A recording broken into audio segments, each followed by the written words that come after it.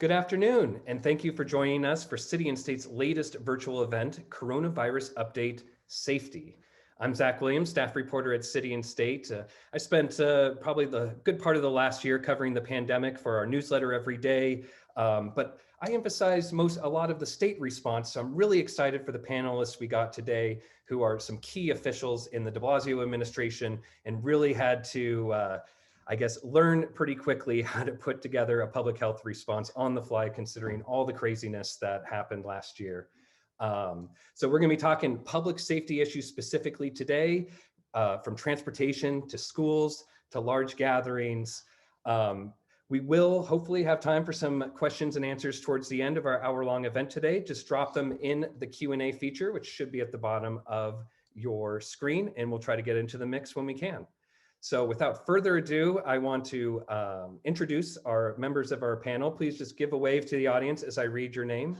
First up, we got Joseph Fucito, head of the Office of the Sheriff for the City of New York. We got Kapil Longani, Counsel to the Mayor of New York City. Kate Cocklin, Deputy Counsel, Office of the Counsel to the Mayor. And Ernest Hart, Deputy Commissioner for Legal Matters at the NYPD. Thanks again for all of you joining us. Like I said, I'm a state politics guy in my day job, so I'm really excited to hear how city officials responded to the pandemic. So much has changed. I bet your jobs have all changed as well over the past year. So maybe just to start off, you could just give us a sense of what your job was like in the before times, before COVID-19 changed everything. Let's start with Sheriff Joe Fucito. Hey, how are you, Mr. Williams? The sheriff's office, it's kind of a unique operation. Our job, the function remains the same before and after, just the type of work that we do have changed. So the primary role of the sheriff is to be an officer of the court and conservator of the peace. And officer of the court duties generally is just like a police force. We have a duty to preserve peace and the public order, stop crime if we see it. But the real meat on the sheriff's office is the enforcement of court orders. I actually wanted to read this. This really sums it up. Most court orders are handed down by our courts or obeyed without question. When they're disobeyed, however, the courts must call upon the sheriff. In the last analysis, it's the sheriff representing the power of the state who gives force and vitality to every judgment and order. Now that makes a lot of sense to people, right? When a court makes a decision, somebody has to carry it out, and that person is the sheriff. So then the next question is, well, how does this relate to a pandemic? What most people don't know is the sheriff wears many hats in his career. He could be a tax collector. He can enforce certain things under the public health law. And the reason for that is many of these processes are married to the court system. So the enforcement of taxes is enforced in the same way as a court order. And the enforcement of public health orders are enforced in the same manner as a court order. So it was a natural fit, as certain types of mandates were issued by the governor and the mayor, that the sheriff would step in to enforce these mandates.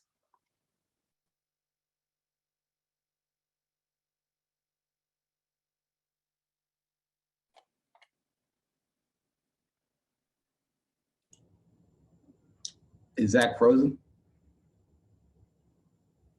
Yep, it looks like. I think Zach is frozen. All right, why don't we just move on to Kapil if he wants to give his overview now.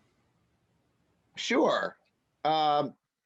So I am chief counsel to the mayor of New York City, and any sensitive legal issue that the mayor deals with comes across my desk first. I like to consider myself and my staff to be the mayor's solutions czars. Our office literally handles every single major legal issue that's important to the mayor, from affordable housing to police reform to the issues that came up during the pandemic, of which there were many, and I'm sure we'll talk a lot about them today. In my job, I wear two hats, a political hat as well as a legal hat, because there's no decision in City Hall that happens in a vacuum. There's always a political component as well as a legal component. I think in many ways, if I was going to analogize this job to another job, it would be the White House counsel's office. I think the White House counsel is to the president what we are to Mayor de Blasio. And during the pandemic, our role became even more critical because we were in charge of drafting all of the mayor's executive orders. And as you all know, and I'm sure our audience knows, that's how governments were run, at least during the first half of the pandemic, were primarily through executive orders, both at the state and city level. And so people like Kate and I drafted executive orders on everything from vaccine distribution to travel checkpoints to standing up the test and trace unit. So yeah, that's what we do. And it's the best job I think I've ever had and will ever had. It's truly exceptional. I get the opportunity to work with amazing, brilliant public servants, all three of which are on today, in Kate, Sheriff Fucito, and Ernest Hart. You won't find better public servants than them. And I want to thank City and State, by the way, for putting this together. Very much appreciate it and look forward to this discussion.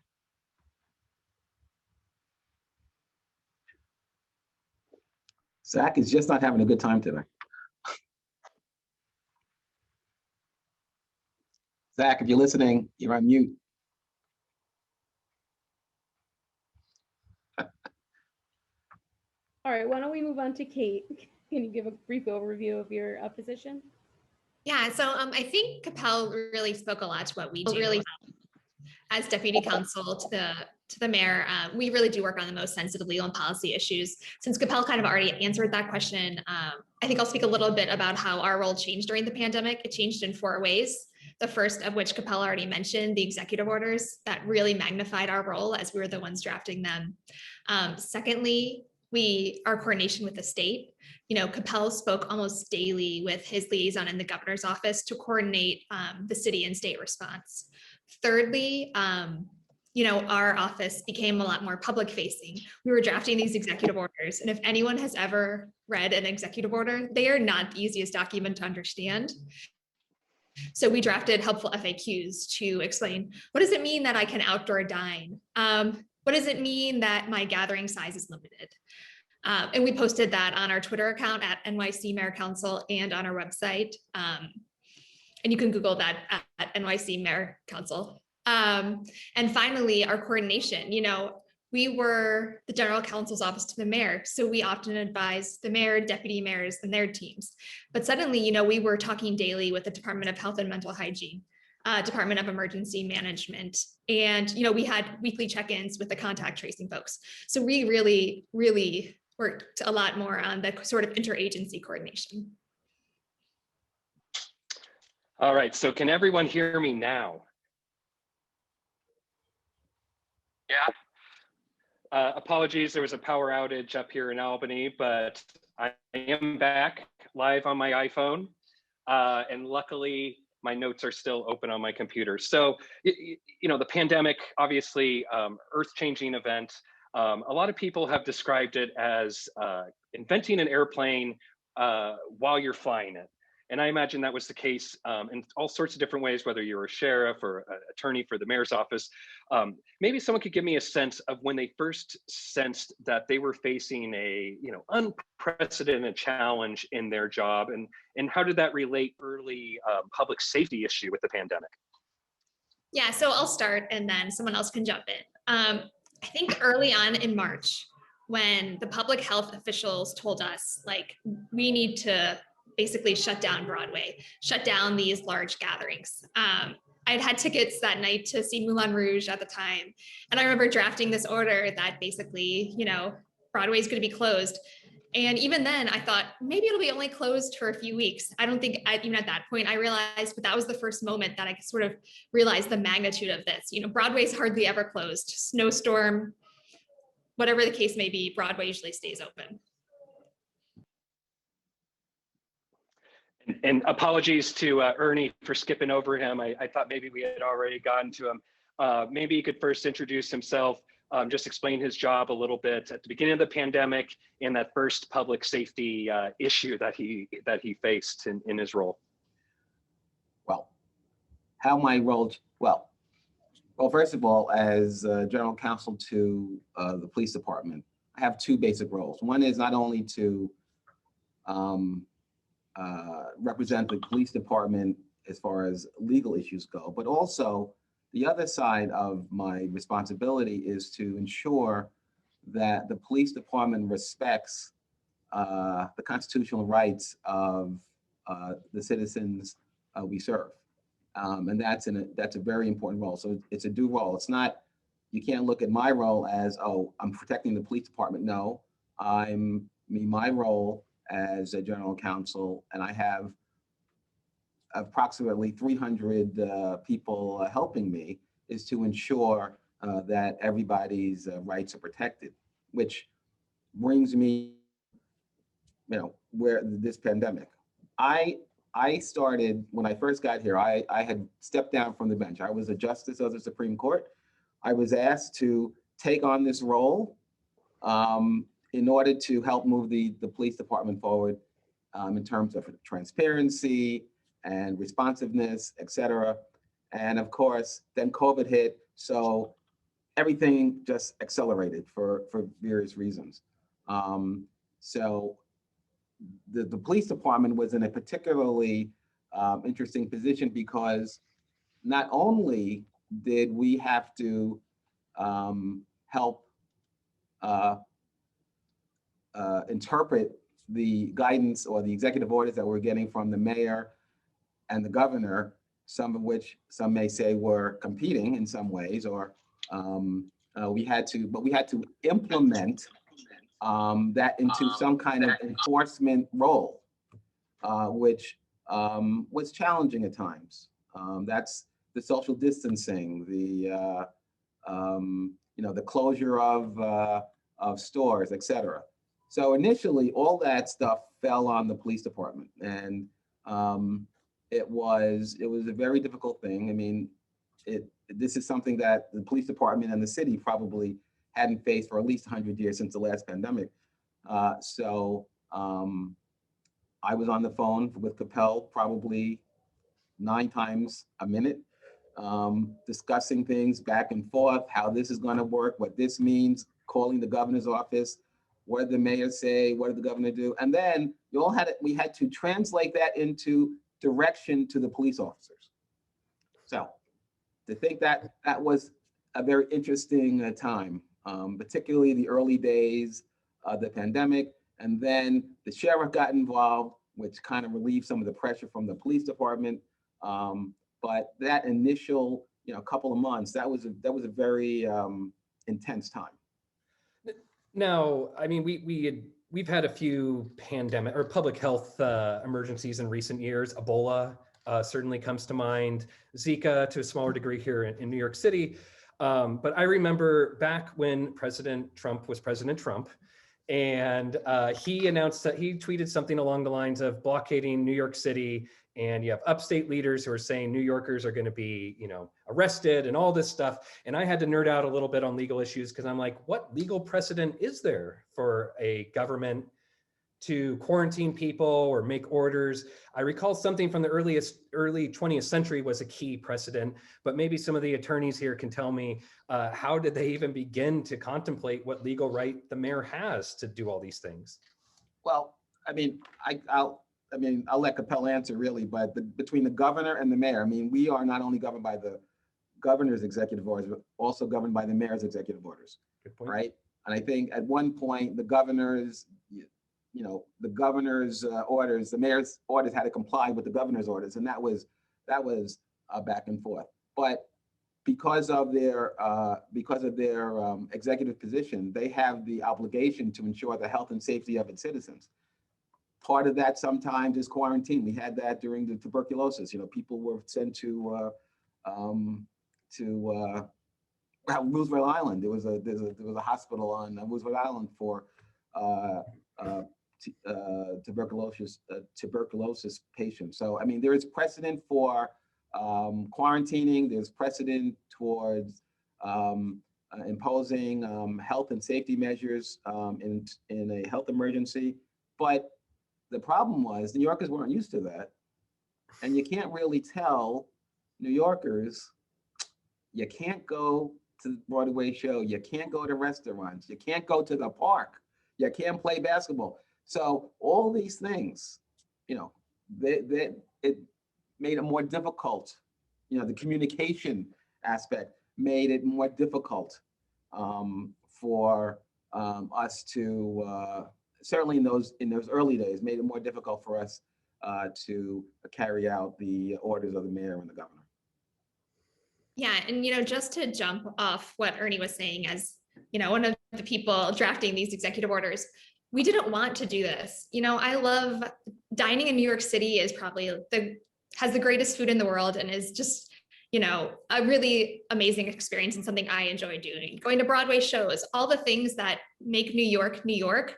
Suddenly we were telling people you can't do those things. But it was because of the guidance from our public health officials. And not only were we able to rely on our public health officials, but we were also able to rely on, Zach, I think a case that you alluded to, Jacobson. Yes. It was a 100-year-old case from the early 1900s about the smallpox epidemic. And what that case basically said is if public health officials make a determination that something is in the interest of the public health, then there are certain constitutional rights that can be curtailed.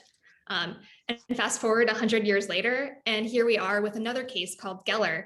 And in that case, an individual wanted to hold a planned protest. And obviously during this time, we were allowing no public gatherings, no non-essential public gatherings. And the individual said, listen, you're infringing on my First Amendment right here. I have a right to protest. And the Geller court, citing back to Jacobson, said, there are times when the government can curtail a First Amendment right if there's a really strong public health interest, like there was here. We were doing everything we could to protect the public. So let me dwell on that a little bit, because you raised Ernie raised a really good point, where you have, the governor, and he's the governor, and you have the mayor, and he's the mayor, and you can issue an executive order, but I assume you got to wait for the governor to say something first to know where, the foundation of your own executive order. How do they work together? Yeah, so I'll start off and then Kapil can pick up, because Kapil was the liaison to the governor's council. We worked really closely with the governor's office, either with them issuing an executive order and us making sure we immediately got guidance out to the public through our Twitter accounts or FAQs or whatever that may be, or we issued an executive order and made sure we coordinated with the governor's office on that executive order before putting it out.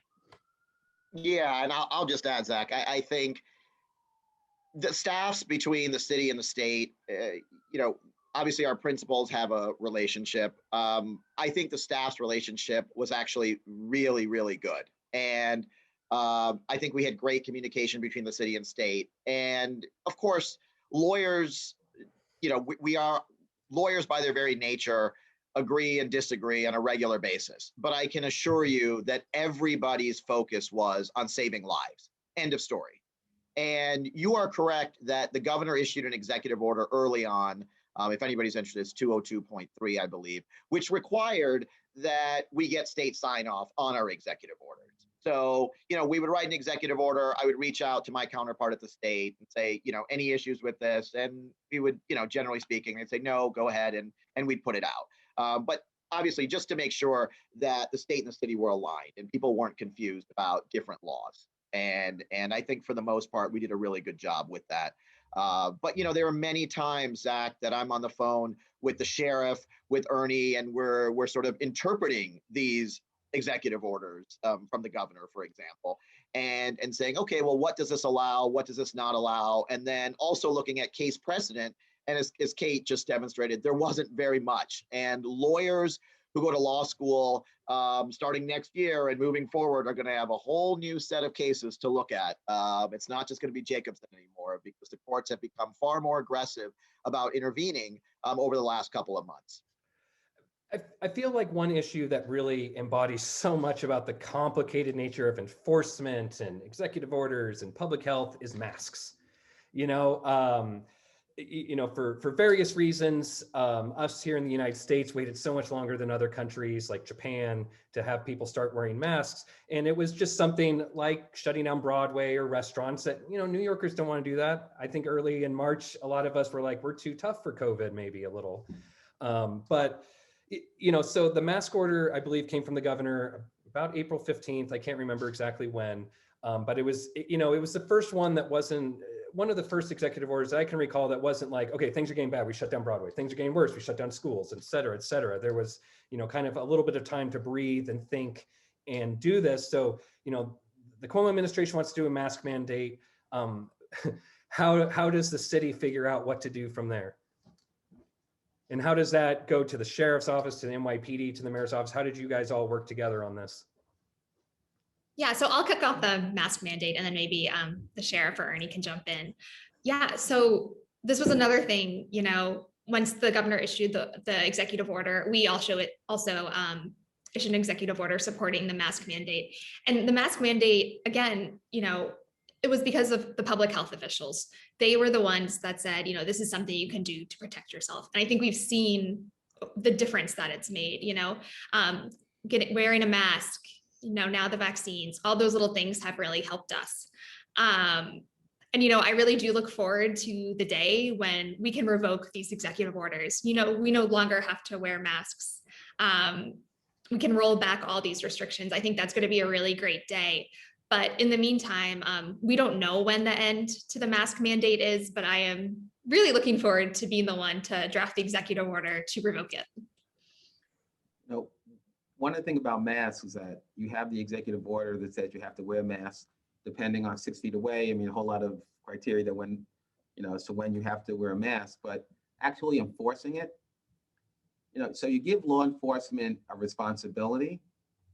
And how do you enforce laws? You say, if you don't do X, this is going to happen to you. You're going to get a summons, you're going to get arrested. So we saw that during this whole time, people weren't reacting well to that, to the enforcement of the requirement that you had to wear a mask. There were some incidents early on, as I'm sure you're all aware about, wearing masks, not wearing masks. You can't go into the transportation, you can't go into the subway, you can't get on the bus, you can't do this, you can't do that. So New Yorkers really weren't reacting well to that. And when and if the police department tried to enforce that, then that was nothing. Well, you shouldn't do that. So, we were kind of caught. We had executive orders say you have to do it.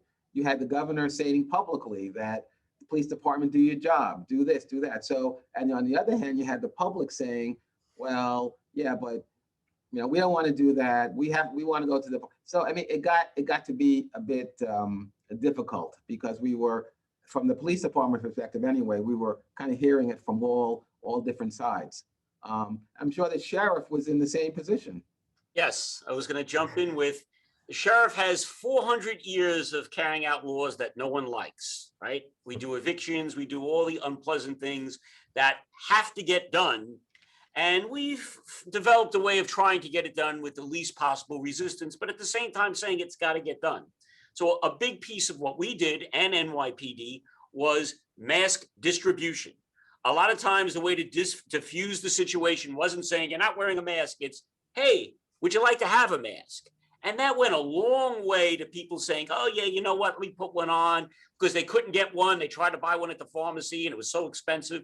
So that was a part of the overall strategy. Instead of hammering that you're not wearing a mask, it's, hey, you're not wearing a mask, here, we're going to give it to you. And many of the early events had deputy sheriffs in the parks handing out masks. NYPD were handing out masks. So we have a duty to enforce the law.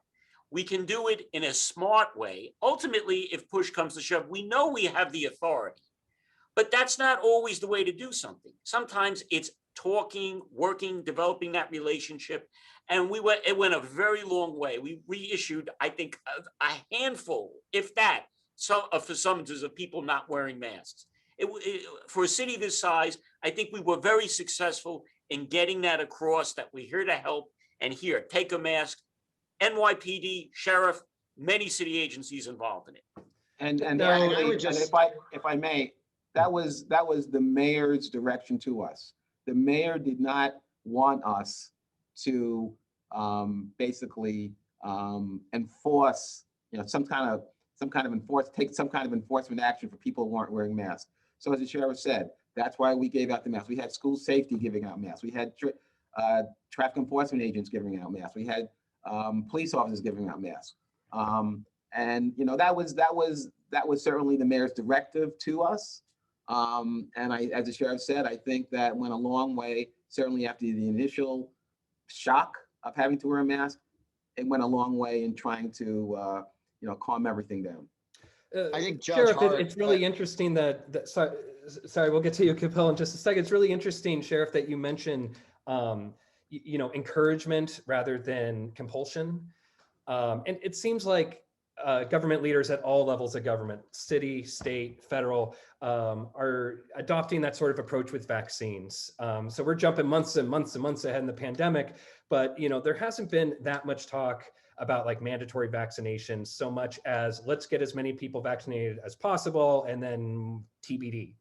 So as we kind of, try to land this airplane that you guys all built on the fly, how do vaccines play into allowing people to do more and more things, public gatherings, indoor dining, et cetera, while maintaining public health and safety? I think that's more for Kapil's team. I'm more on the other end of the spectrum. Right. I wanted to hand it off to Kapil right there.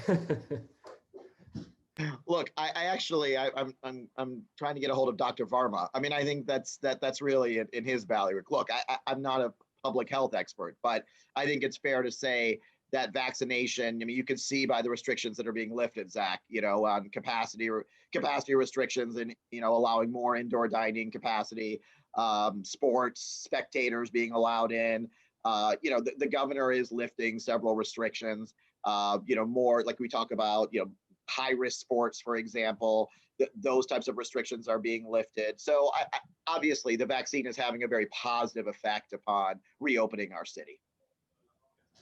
And how is this affected, as the reopening process continues, how does that affect, the role of police or the sheriff enforcing these various rules? Is your role changing as well? Well, it certainly is not as intense. Mm. I mean, you have not, even in the press, you haven't seen a lot of stories about people not wearing masks or social distancing anytime recently.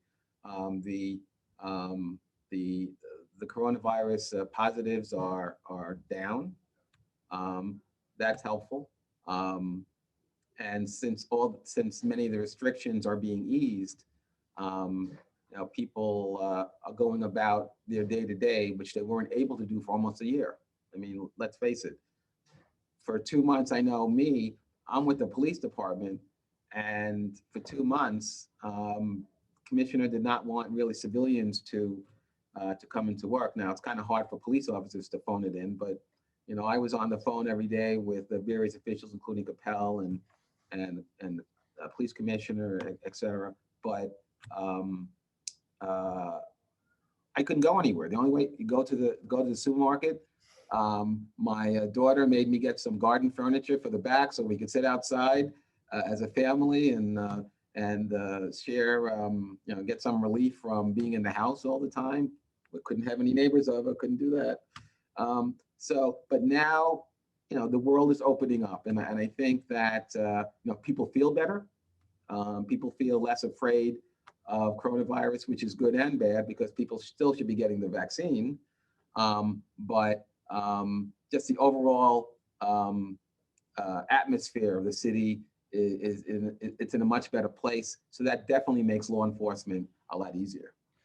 But the police, have all these like kind of side effects to deal with now. There's this new task force, I believe, the Asian Crimes Task Force to deal with.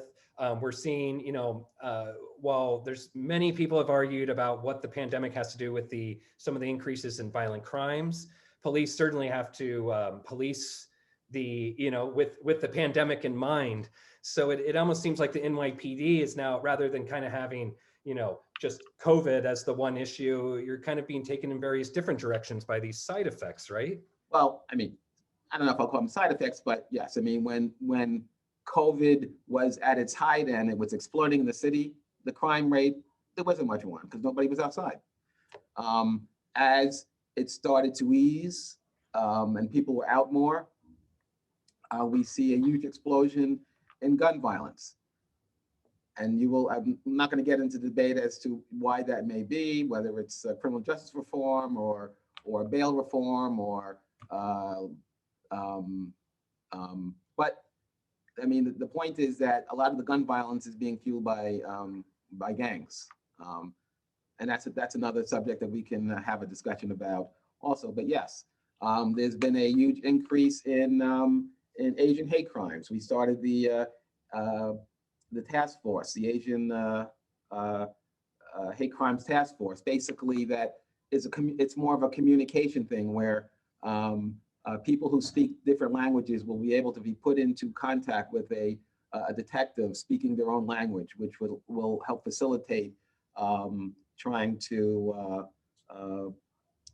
help them as crime victims. So yes, whatever happens one day, the police department reacts to it, and then something else happens another day, and we'll have to react to that, but still reacting to what happened yesterday. So it's a constant, but that's why we're here. And what about you, Sheriff? Has, I assume that some of your before times duties are returning as the court system gets up and running again. But, what are your daily duties now compared to what they were maybe a few weeks or months ago? So the pandemic obviously has an impact that is not only the initial impact, but the second, third, fourth orders of effect that you don't realize come back to your normal everyday duties.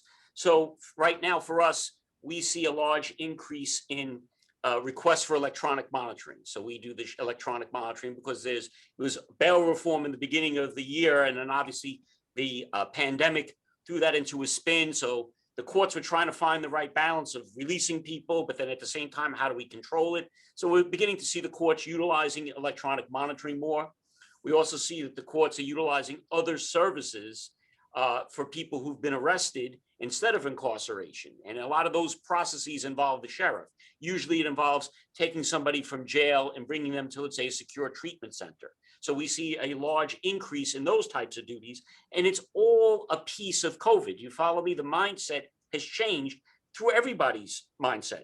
The court system is thinking about, do we want to have people in jail? Is this the best way that we can address the problem? Can it be done through services? So you have a lot of these issues are bubbling up now, and people are feeling their way through it. So for us, the duties are the same. They just change on how much focus we have. So yes, last year this was important. This year it's down here, and this is up here. And that's what we're getting used to, the changing model that we see. But the duties themselves remain the same. Just how frequently we do them has changed. I mean, the big thing with the reopening too, there's been so much emphasis on reopening schools, and that must involve all sorts of tricky questions, not just social distancing in the classrooms, but, how you even get kids to school busing, for example. Maybe some of the attorneys on the panel can give us a sense of how, of just the sheer amount of legal work and questions that go into these seemingly straightforward tasks. Sounds like a mayor's office count. But what do you think, Kate or Kapil? Like, is it a pretty straightforward matter to reopen schools while maintaining public safety? I think you know the answer to that question, and it is no, it wasn't easy. Again, this is the public health experts really led the way here. And I'm really proud in New York City, now the New York City school system is a model for other school systems and how to reopen. Kapil and I talk regularly to general counsels for other cities. And, when we were saying like, we're going to reopen schools, they couldn't believe we were doing that. No one else was reopening schools. But the way we did it is through very carefully, right? Regular testing of students and staff, maintaining 6 feet of distance, hygiene, washing your hands, hand sanitizer, things like that. All those little steps from information we'd gathered early on in the pandemic really informed that decision. And I think it's a really bright spot for New York City where we are with our public school system currently and the reopening we've been able to do. Yeah, and I think, Zach, the mayor deserves an enormous amount of credit here, along with the chancellor, for really a very gutsy decision. New York City is the largest school system in the entire country. And they took a very rigorous health-based approach to opening these schools. And it really paid off. And I think across the country, teachers, administrators, lawyers, I think really respect New York City and the work that was done. You're absolutely right, Zach. This was a multi-agency process. There were enormous legal issues without precedent that we had to discuss and figure out. Not only dealing with the Department of Education, but then you're talking about childcare as well. There were several executive orders dealing with that. So everything from standing up, a testing operation for all of our students and randomizing that testing, to now talking about vaccination and what's going to be necessary for full in-person return to school at some point. So you're absolutely right. Things about contact sports. What are the conditions going to be necessary for football teams to play competitively? All of those questions seem simple, but then when you break it down, you see that there are granular issues, both legal, policy, health-wise, that need to be answered in order to bring students back, particularly a system as large as ours. And so I give a lot of credit. I think it's a good example of the multi-agency coordination that we saw throughout the pandemic. One audience member wanted to follow up about school buses specifically. Would either of you be able to speak to that? Just some of the issues involved? No, not really, no Zach. worry, might be No, able to- that was the last panel, Zach. Gabby Ramos could have done that. Unfortunately, we can't. Oh, fair enough. Well, we'll try to get to everything else. I think a lot of people, even myself, and I cover this stuff every single day seemingly, are a little bit confused about what the rules are now. I'm vaccinated, many people are. We all know that the science still needs to be proven about how you might still spread it, or can you be reinfected? But what are the rules right now? Can I just have a house party, assuming I were in the 5 boroughs, of course? Could I just have a house party and invite all my friends? What are the current rules on such things? I think the city appointed the chief party crasher of the city, Sheriff Fucito, might know a little bit about this. Well, we always go back to the mayor's council for guidance. As Kate says, there's a website that's constantly updated, and that's the issue. Is I literally have to check every day to see if there's been any changes. Obviously, you can't have grotesque type of gatherings. That's the key thing, and that's always been something that we looked at. We looked at also the gatherings. You still have to comport with other sections of the law. Just because you can now have a gathering means you can't sell alcohol illegally. You can't do any of these other things. Those laws count as well, which was a big portion of how we did some of the enforcement during the pandemic. The state has alcohol beverage control laws. They've been in existence for hundreds of years, and they dictate that you can't serve certain types of alcohol, and that the state liquor authority has the right to regulate how and when alcohol is sold and distributed. Just because you disagree with the state liquor authority doesn't mean it gives you the right to have a party or event. If you do, and you violate these laws, you're subject to prosecution, just like any other offense. But as far as, can you have a party here? Can you have a party there? I'm going to default to the website. That's the best way to stay out of trouble, because those are the dictates that we follow, and the mayor's council really does its homework on it. So it's a privilege to party, but not a right. But nonetheless, what do you, we've seen time and time again, these various issues of personal freedom. We talked about masks before. I think over the holidays, there was a lot of discussion about, my home, my rules. And if I want to have, 20 people of my family over, so be it. I don't want to go into any specifics about what, anybody's said about one incident or another, but can maybe Kapil or Kate, could you kind of just give us a sense of the legal landscape there?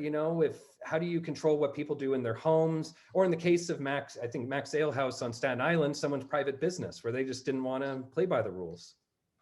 Yeah, again, I will defer to the sheriff to talk about Max, and Kate can talk a little bit more about some of the orders that we wrote. But the reality, as you've set out, Zach, is you're weighing the public, sort of like a teeter-totter. You're weighing public health versus constitutional rights, and you have to reach an equilibrium there.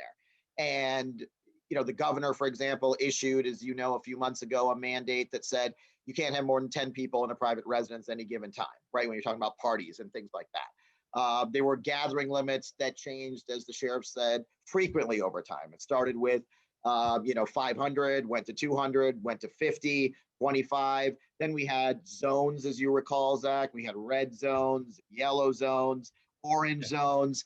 There were a myriad of issues that resulted in different capacity limits and different gathering restrictions at different times. But if you look back at what those gathering restrictions were at any given time, they directly related to the infection rates that were happening within the city, right? As the rate continued to climb, the restrictions were more and more, it was more and more restrictive, right? And that made a lot of sense. As the infection rates continue to plummet, those restrictions are loosened. And so that, I think people get that. And I just want to harken back a little bit to what you said at the beginning, Zach. You were talking about the mentality that we had with respect to enforcement overall. And I think Judge Hart said it accurately. The mayor said from the very beginning, New Yorkers are the smartest people in the country. They will get it. We just have to explain it to them. We have to educate. And that's what I think the sheriff, NYPD, they spend an enormous amount of time doing. That's what our office did. Back before we, pre-pandemic, no one knew anything about our office. We were not public facing at all. But once the pandemic started, we realized that there was a place there that we needed to give people a space and a trusted resource to interpret the law, because we're lawyers and we spend all day figuring it out, but small business people, the layman, they don't have time to do that. They needed a place to go to and say, okay, what is the law on any given day? And so we tried to make that as easy as possible. We were writing for the general public when we'd put out frequently asked questions or put something out on our Twitter feed or even on our podcast. We wanted to just explain to people what the latest law was in a very digestible manner. I remember, when we were talking about, you mentioned, or somebody mentioned earlier, travel checkpoints that were put up across the city. Sheriff Joe he manned those checkpoints. And Sheriff, maybe you could comment on how many masks you gave out. I think you may have given out 2 tickets at most, or 3 tickets. I mean, 99.9% of people in New York complied with everything because they valued, I think, the advice and trusted the advice of our public health experts, which I think are the best in the country. But Sheriff, maybe you could talk a little bit about that as well. I mean, I think you handed out thousands of face masks to people at those travel checkpoints. I have the statistics right here. We set up random checkpoints throughout the city at the various entry points. We stopped 10,470 vehicles over the course of the program, which was midsummer to probably the end of last month. We issued 92,000 masks. We gave out 92,000 masks to various motorists at these checkpoints. We only issued 2 people 2 appearance tickets apiece out of that entire range of people that we stopped. The whole point of this checkpoint wasn't to be a criminal enforcement, we're going to get you kind of checkpoint. It was to get people coming into the city, please fill out the traveler form, here's your masks, answer some questions, provide a little bit of guidance, very similar to how they do regulatory stops at the airport. Most people don't realize when they come off a plane after an international flight, they're subject to several regulatory checkpoints, and it becomes natural every day. They understand this is a need, this is important. And that's how we try to gear our checkpoints, to have that type of effect, that we're not here to punish or be punitive, but simply say, this is what you need to do. Please comply with the law when you're entering New York. Ernie, I wanted to ask about the guidance given to individual NYPD officers. Oftentimes, I think, especially early in the pandemic, at least as somebody outside the agency, it seemed that there was a lot of confusion about, should NYPD officers be enforcing social distancing or compelling people to wear masks? There are all these controversial incidents, but how as an agency do you, get good information to the officers and make sure that the city can hold them accountable for them doing what they're supposed to do? Well, when we need to communicate directly with the officers, all officers have a cell phone, for example. So videos and messages are put out on the cell phone. They could be, we have administrative directives and finest messages, they're called, where police officers are advised of various changes in policy because of law changes or whatever. So, I mean, we have a kind of a robust way of communicating with our officers, but if you think about it, in the beginning of this whole thing, the requirements and the rules were changing constantly. And every time they changed, we have to put out another bulletin, another directive, another advisory. So it kind of got to be very confusing. I know it's confusing for the public, but in all honesty, it was a little bit confusing for the police department too. You have the public complaining and demanding certain things. You had elected politicians complaining and about certain things. So we're kind of in the middle. We're trying to figure out the best way to carry out the executive orders that basically went, the main purpose was to protect public health, but it took a while for, honestly, everybody to get used to it, whether it's government, the elected politicians, the operators government, like the police department, like the sheriff, like the public. It took a while for us to get the hang of it. It took a while for folks to get used to it. And when that happened, you saw kind of like a petering off of situations, intense situations. So, Zach, you were just having a lot of problems today with. I just can't catch a break. We've spoken so much time talking about the past and the present with the pandemic. Maybe we can slide in some discussion about the future. This is probably, may or may not be the only big pandemic in our own lives, but chances are there'll be another one someday. So, maybe each of you could just say a little bit about how, the changes you've seen in your own roles and your own agencies or in the mayor's office might affect public safety, public health for years to come. What do you think is the legacy of COVID-19 when it comes to your own roles? Well, if I may, one of the things Sure. that during the the initial, look how many things happened during COVID, and between all the requirements, the people, the unemployment, so many issues happening at the same time. I think going forward, one of the things that we've learned is that communication is key. Communication to community, communication to the law enforcement, coordination. Not that we didn't have coordination, but things was it was at a very rapid pace. And at times it got a little confusing. Kapil and I sometimes would speak at midnight, 1 o'clock in the morning, saying, what enforcement action can we take? What does the governor's order say? What does the mayor's office say? So hopefully in the future, that's one thing that we have to try to hopefully get to the core of the matter a bit faster and to avoid a lot of the confusion. Once the public knows what their responsibility is, once law enforcement knows what their responsibility is, things go a lot better. Yeah, and just to add to that, I'm really excited to see New York City coming back. The mayor just announced a $30 million campaign to bring back tourism. But I think something that has really taught me is flexibility. You don't always think of lawyers as super flexible people.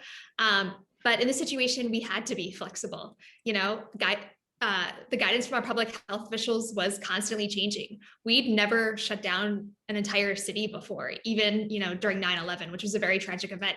The city was shut down mainly before 14th Street. To have to shut down the city and then start to reopen it and constantly adjusting our messaging and our executive orders to the public health guidance really required a lot of flexibility. And something we always said was if the public health officials say we need to do this, we will make sure we can get this done. So that was something we always really tried to be, and something it taught me. For us, it was the models that we build for our future. We had a very small experience with public health matters during the measles pandemic. There was measles epidemic in the city. There was a small outbreak of measles. The Department of Health had to get involved, and the sheriff was involved in serving the mandates and process attached to that. And this was a couple of years ago. And when that happened, it opened up dialogue within the agency, because the sheriff is one of these offices that for 50 years we'll never see a certain type of order. And then all of a sudden something will happen by law that we're required to answer or address. So we built a lot of our functions just in case, like one of those scenarios, like usually if this happens, if that happens. And these were scenarios that we ran through, but we never really expected to ever happen. And the pandemic was one of them. So from that, we learned that something that we would not normally expect to happen could happen. We could be thrust into the middle of it. And because of that, we're looking at how we train our officers in the academy and how we come back, circle back and say, how do we prepare ourselves for these matters where we have something like this again? Very important role for us right now. We're literally redoing a lot of our protocols to address the what ifs with a more serious eye on it. It's no longer an academic discussion. And that's what it was in the past. Academic, if this happens, if that happens. This was an academic discussion that got off the table and ran around, and we had to manage it. So I think that's one of the greatest things that we've seen is the change in how we're going to approach any type of incident that occurs in the city, and to be ready and to be flexible. To Kate's point, we have to be flexible in order to respond.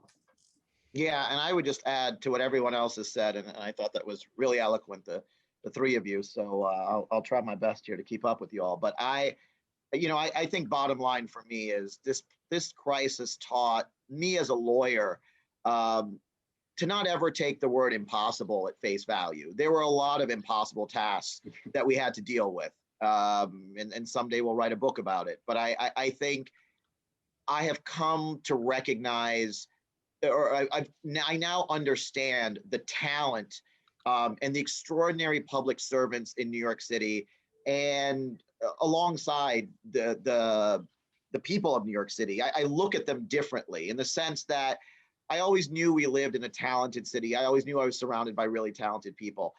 But the problems that we confronted, look, there is no Pandemic 101 law school course, okay? They don't teach you how to handle the issues that we were dealing with during the pandemic, standing up a vaccine control center, standing up test and trace, closing down a school system, reopening a school system, all the issues that we've been talking about, enforcing a mask mandate.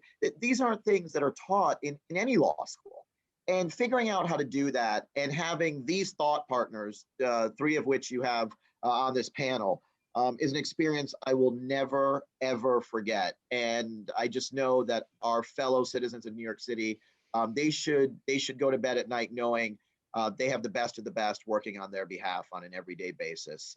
All of these people care so deeply about what happens in this city. And Ernie is right. I mean, the virus didn't sleep, and frankly, neither did any of us. We were up at all times of the night. The sheriff, calling me at 2:30 in the morning to say, hey, here's an update on what's happening on this issue. And, Judge Hart and I talking at 4 in the morning about another issue that happened on the subway. I mean, it was nonstop. But when I look back on it, I think, a lot of New Yorkers would wake up in the morning during the pandemic and say, what can we do to help our fellow New Yorkers?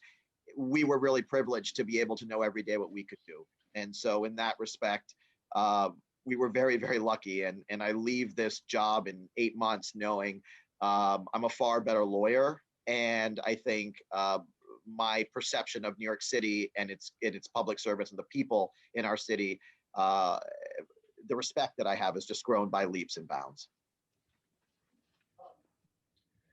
So we have just a couple minutes left. I want to do one last little go through with each of you. And it's going to be a little bit of a curveball, because I think all of you have, for better or worse, had a bit of a chance of being in the limelight over the past year, even though you have jobs that probably in the before times didn't thrust you in front of the public so much. But I'm sure you would all say you didn't do it alone. This is a big city with many people involved in all these agencies. Maybe you could each highlight one person or maybe small group of people and the effort they did that maybe might not be known so publicly. Let's start with you, Kapil. You're Put you on the killing spot. me, Zach. It's one of those things where I feel like no matter who I mention, you're going to forget somebody. It's like an Academy Award speech. Look, there are so many unsung heroes. I, of course, tip my cap to the law department and all the general counsels who work for every agency, all of whom I got to know intimately well during the pandemic. They were extraordinary in every which way. And we were at the nerve center of everything. And so we had, from our perch, we were able to see the extraordinary work that they were doing. They really were unsung heroes throughout this. But I also do want to give a real tip of the cap to the agencies that are on here, NYPD and the Sheriff's Office, who truly were unsung heroes throughout this. They were frontline. They were on the front line from the very beginning. There was no remote working for them. And I really tip my cap to those agencies in particular and the work that they did in order to keep our citizens safe. And Sheriff, maybe you could highlight one unheralded initiative or person within your office who deserves a little bit of a shout out here. I'm going to say it's the officers for the Sheriff's Office. Right before COVID-19 struck, we had an academy class graduate of about 20 officers. The Sheriff's Office, the law enforcement component, consists at that point of 160. So we had brand new people making up a good portion of this job, and we asked them to do impossible things, and they did it every day. Every day I asked the team to come in and work and not only do all the things they needed to do to address COVID-19, but all the other duties the sheriff was responsible for. We didn't shut that down either, right? We had to do prisoner transports. We had to do or serve orders of protection. We did tobacco investigations. We did fireworks investigations. We did domestic violence gun seizures. All while we were doing all these things, I asked the team to go way beyond what I thought was normally even possible, and they did. So I have to push it back on the officers, the deputy sheriffs and investigators in the sheriff's office. They really stepped up, and those are the people in my book who've been a hero to me in order for the sheriff's office to get this done. Ernie? Well, at the risk of getting in trouble with as I said in the beginning, one of the responsibilities, or my main responsibility, is not only representing the police department in its legal issues, but also ensuring that the public's constitutional rights are protected at any given moment during the enforcement of law. And at the top of that responsibility is the criminal matters unit as part of my office. Legal has an enormous amount of responsibility in the police department. There are several units doing a myriad of things, but what the criminal and its assistant commissioner, Carrie Talansky, they're the ones who actually go out with the police during protests, during riots, and give legal advice to the police during all those difficult times. So anytime you see a big thing going on, it may be just a parade, it may be some of the protests that were going on in the summertime, the legal bureau, many of whom are uniformed police, many are civilians. Many uniformed police officers are lawyers in that unit. There are many lawyers who are civilians, but they go out with the uniforms, with the commanders, those particular incidents, and help navigate all the myriad of law enforcement issues, constitutional issues that come up. They've done an enormous job. They're out there 24/7. If there are police officers there at an event like that, you'll find the criminal section. They do an enormously important job. And Kate will give you the final word, super quick if you can. Right, super quick. Aside from, our amazing team and the folks on this call, I'm the child of small business owners. So I want to give a shout out to our small business services, because they worked day in and day out to really try and help small businesses. I know that small businesses, their businesses are everything to them. And my parents never took a day off. And that's something that, that's imparted to me. But small business services was coming up with creative solutions every day, open dining, open storefronts, trying to get businesses to reopen and creative solutions to drive businesses back. That was something that was really meaningful to me, and I was proud to work on it, not only because of what it was doing for the city, but also for me and my family personally. Well, and with that, we'll have to call it good. Thank you so much to our panelists. This has really been a really great peek behind the curtain at all the different issues affecting public safety during this crazy pandemic we've endured. In lieu of the clapping, I'll just give a little bit of applause from here, from my in front of my phone. Thank you all to our great audience. So sorry for my internet problems. But I assure you, our next event will have super duper internet.